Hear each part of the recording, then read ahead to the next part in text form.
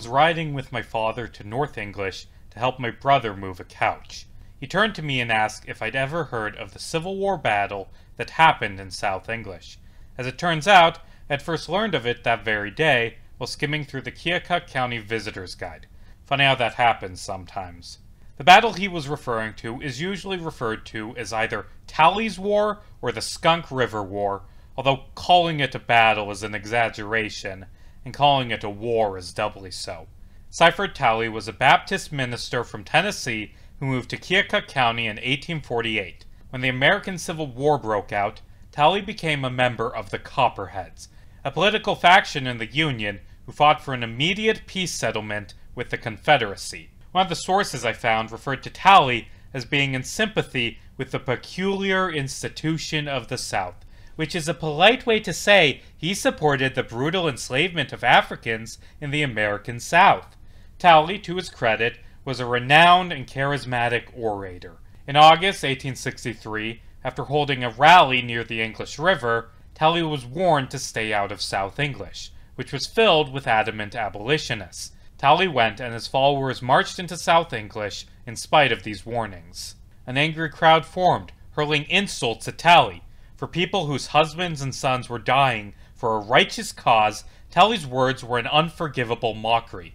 Fun fact, 76,242 Iowan men fought in the Civil War, the highest percentage out of any state, something I take pride in. Talley climbed on top of his wagon, pulled out his gun, and shouted something. According to some sources, he shouted, "Woe be unto the man who makes any such attempt upon me." According to others, he shouted that if any of his men were harmed, he would murder an African American. He did not use the term African American. There isn't a clear consensus on what started the shooting. Sources favorable to Talley claim that the people of South English just started firing. Some local sources claim that a young soldier attempted to pull his gun from his pocket, accidentally shooting the ground in the process, which inspired Talley's men to open fire. One account claims that the young soldier saw one of Talley's cohorts wearing a Copperhead badge and demanded he remove it. When the Copperhead refused, the soldier ripped it off and was promptly shot. Regardless of how it started, a shootout commenced, with both sides firing upon each other. Talley himself fired several shots, although sources disagree on how many.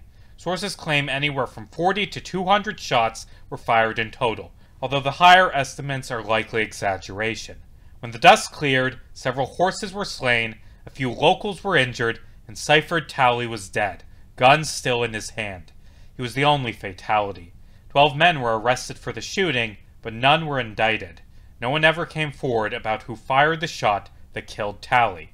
Although I personally wouldn't have killed Talley for giving a speech, I struggle to find sympathy for him. War is never glorious, but there are few as black and white as the American Civil War. Seifert Talley did not oppose the war because he detested violence. After all, he gleefully supported the centuries of horrific violence that was chattel slavery. He clearly understood that, in some cases, violence is necessary to protect others from violence, given the fact that he ordered his men to fire back at his assailants. Talley was a man who decided that violence should only be aimed at the powerless, at those oppressed by their government. Evidently, the people of Keokuk County disagreed.